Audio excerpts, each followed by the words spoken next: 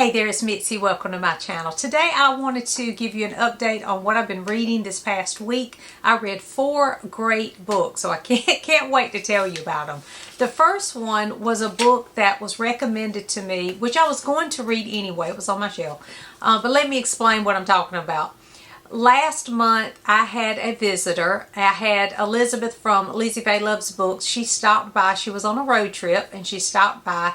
And so while she was here in my library, I asked her to choose 2 books off of my shelves that I had not read yet. So of course it was books I wanted to read, that I'm planning to read, but I hadn't read yet. And so she looked through my books and she chose a Newbery because she knows that I'm trying to read all the Newbery books. And then she chose another book from one of her favorite series. So the first book I read this past week to fulfill that little reading challenge that I made for myself was Mrs. Frisby and the Rats of NIMH. This was published in 1971 and it won the Newbery in 1972. And Elizabeth said that she remembered checking this out from the library, and I think this was the first Newbery maybe that she had read, and she has fond memories of this book, so she wanted me to read it. Now, I do know this story. I'm familiar with it because there is a little cartoon that was made years ago,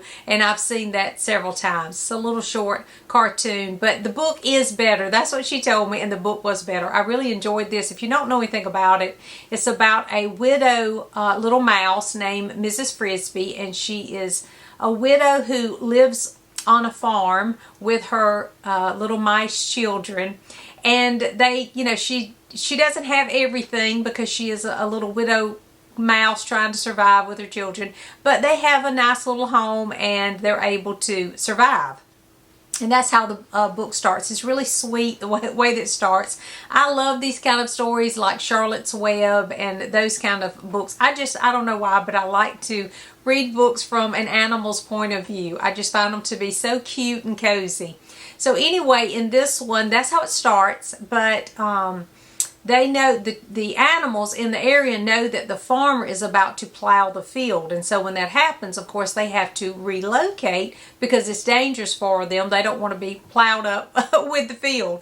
And so in this one, they normally just move, but the problem is Mrs. Frisby's son is sick with pneumonia, and so they can't move him. The doctor has told them that he has to stay put and rest, and he's just not able to move yet. But they know that the farmer is about to plow the field. And so the story goes on from there, and what happens is, in order to save her son and move the family, she encounters the Rats of NIMH, capital N-I-M-H, the Rats of NIMH. And it's a mysterious group that she doesn't know anything about, but soon she discovers some very interesting things about these rats, and a little bit where her past is tied in too. So it's a very fun little book, and if you like stories like Charlotte's Web or those kind of books where the animals are the main characters, you would probably enjoy this one. I highly recommend it. Again, it's a Newbery, and I can see why. The next one I read is a Ray Bradbury because I'm trying to read all of his work. I actually posted a video of 5 authors who I want to read everything that they've written, and Ray Bradbury is one of those authors. And this is a collection, The Golden Apples of the Sun is a collection of, I think it's 22 short stories, and it was published in 1953. This was a great collection of short stories. A lot of them are weird and sci-fi kind of stories, but they were super interesting as always. I love his take on things, and there were some gems in this one. I'm trying to think of some of the titles. Oh, The April Witch. I really enjoyed that one. That one took a different turn than I was expecting. The Fruit at the Bottom of the Bowl. I think that was my favorite in this collection. It's the one that really stands out because it is a nod to Edgar Allan Poe. Or at least I thought it was a nod to Edgar Allan Poe, because when I read it, it reminded me of one of his stories, The Telltale Heart, and a couple of his other stories too. And so I really enjoyed that because I know that Ray Bradbury admired Poe's work, and so I could see that in that one. Lots of good ones in this. I highly recommend. If you enjoy weird science fiction short stories, you would love Ray Bradbury.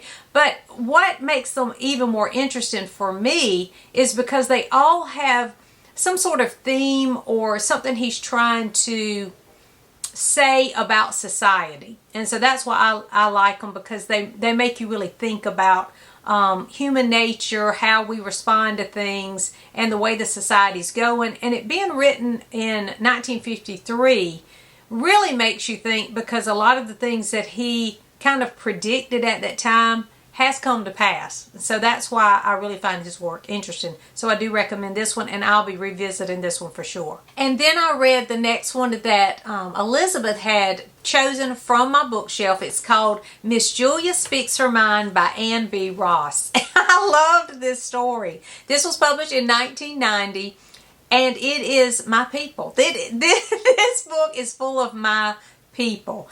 This is set, I think, in North Carolina. I think that, yes, she lives, or lived, I don't know anything about this author, but she lives in Hendersonville, North Carolina, which is not far from me. I am in South Carolina. I'm at the other end of South Carolina, but she mentions Spartanburg in the story. They take a quick little road trip to Spartanburg, which is in South Carolina. So I was familiar with everywhere that they mentioned, and it was just perfect. Perfect for me, because there's a lot of humor about the preacher and the church, and it was just so many things that I'm like, yep, that's what we do.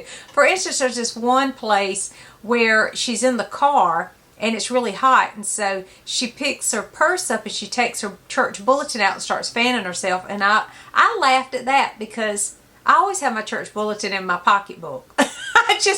When after church is over, I either stick it in my Bible or put it in my pocketbook. And I have been many times sitting in a hot car and pulled my bulletin out of my church bulletin out of my pocketbook and fanned myself. And so it's full of those kinds of things. So you know that she really is like me. She is telling a story where she is just like I am, because and that's just one example. There are so many things in here that she says, comments, phrases that are phrases that I say. And so I probably say them on this channel. But anyway, she knows the South. Some people try to pretend to know the South, and they try too hard with catchphrases that come from the South, but they're not used exactly the same way. And she's just naturally Southern. So it works well in this book, and it's funny. It's so funny, and it probably is funnier to me because it's relatable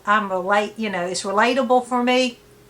But still, I highly recommend it if you do enjoy just good old Southern humor, because it's a funny book. It's about a woman named Miss Julia who is a widow. She hasn't been widowed for long, but she has been left a good amount of money by her husband, and she's always just been a good wife, good community lady in the community, worked at her church and done the things that she was supposed to do, or she thought she was supposed to do, as a good Southern lady.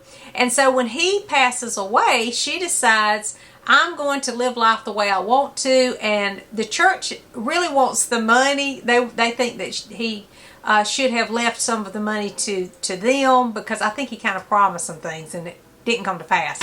And so she has decided she's going to do all these things, now that she is a widow.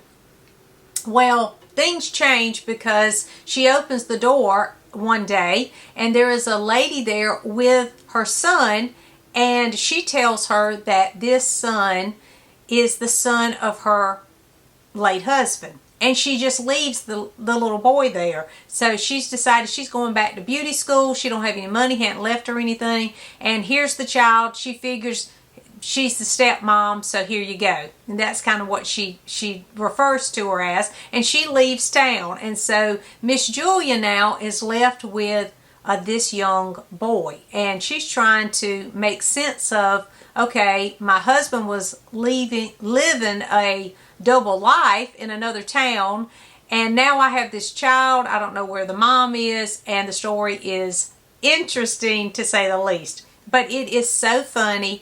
And Miss Julia grows over time, and because she's a pretty stubborn woman, but over time she softens some. She has a great housekeeper who is a wonderful character, who is the voice of reason a lot of times in the story, but funny too.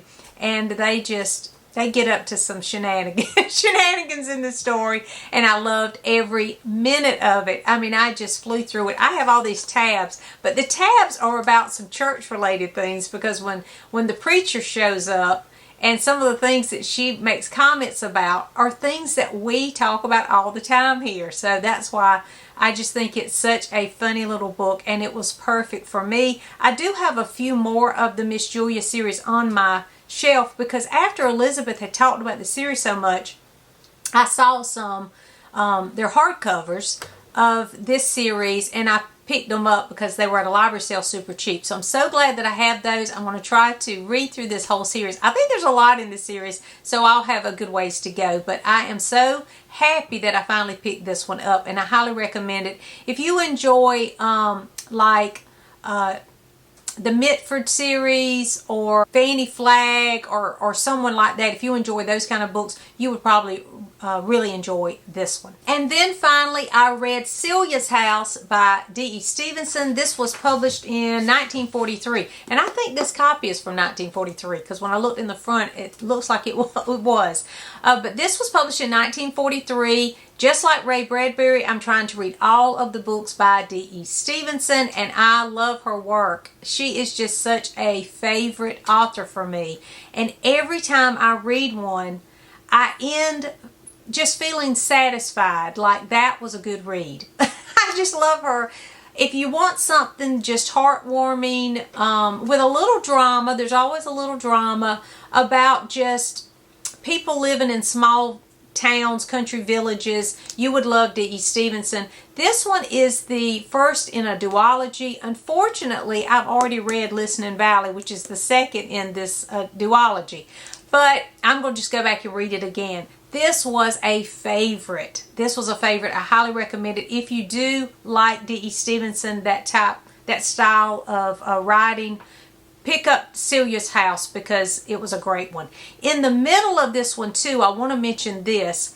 I had no idea this was coming, but right in the middle of this story, there is a retelling of Mansfield Park by Jane Austen. So if you love Jane Austen and if you've read Mansfield Park, you will recognize that immediately. You know, at the beginning you don't see that, but then this certain character is introduced, and as soon as she's introduced, you're like, okay, this is Mansfield Park.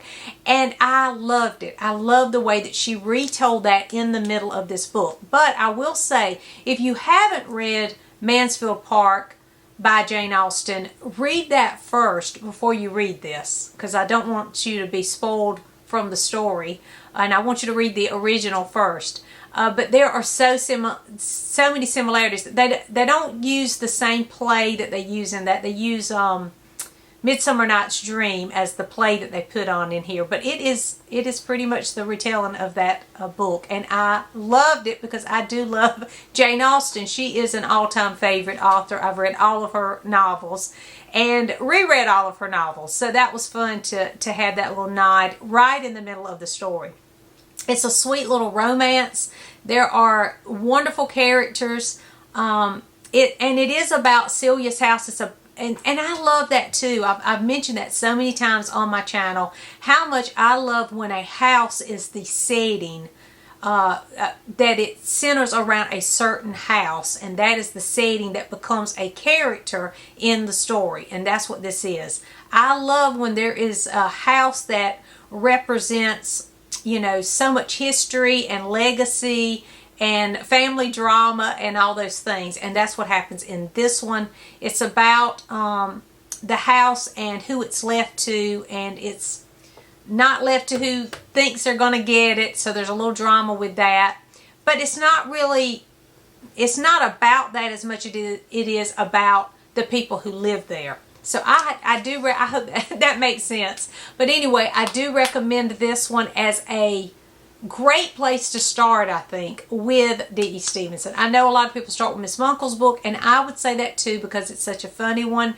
But this really is just such a great spotlight for her work, and I just loved it. Again, it is a duology, and so I'll have to go back and read Listening Valley. But again, don't forget that Mansfield Park is retold in this. So if you haven't read Mansfield Park, go read that first. You know, it would really be good if you maybe read Mansfield Park for Jane Austen July. That's something that we celebrate here on BookTube. And then maybe pick this up. That might be a fun way to kind of compare the two and celebrate for Jane Austen July this July. Anyway, this was a great one, and I highly recommend it. So those are the books that I read this past week. I had a wonderful reading week. I loved every one of these books. They were so much fun. They were all totally different. I mean, from D.E. Stevenson to Ray Bradbury, they are just so far apart, but I really enjoyed reading all of them, and I recommend every one of these books on this list. Have you read any of these? And have you read something that's becoming a favorite for you this past week? Let me know in the comments. Thanks for watching, and I'll see you soon.